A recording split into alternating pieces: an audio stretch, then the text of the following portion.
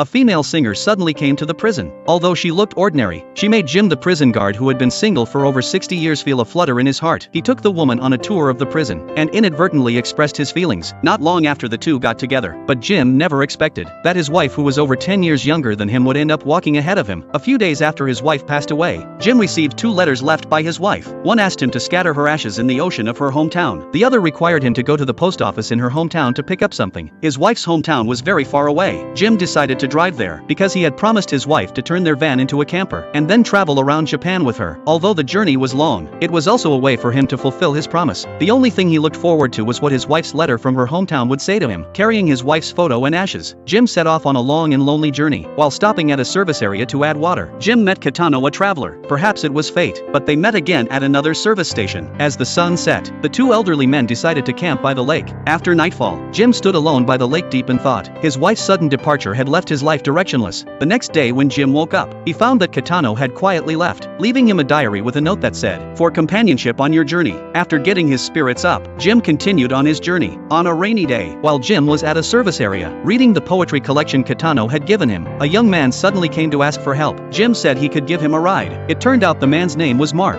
He was a wandering businessman, always traveling to various food trade shows selling squid rice balls. After learning that Mark's assistant had something to do, Jim voluntarily helped out. At dinner time, Jim also met Mark's assistant Sato. This person, like Jim, didn't like to talk. The next day after the trade show started, Jim helped the 2 of them work all day. By the time all the food was sold, Mark gratefully handed Jim a reward, but Jim refused. After exchanging contact information, he walked alone on the street and remembered the little things with his wife. At dinner time, Jim personally started preparing food in the car. His wife had written a cookbook for him while she was in the hospital and told him to eat well in the future. Even when alone, he should not settle for less and should live the way life is meant to be. One day, when resting by the side of the road, Jim ran into Kitano again, maybe because of his profession. Kitano immediately started talking about life philosophy, but the next second he was taken away by patrolling police. It turned out he was a thief who had been committing crimes across the region. Because they were together, Jim was also taken to the police station for questioning. Just as he marveled at this bizarre fate, the wandering businessman Mark called.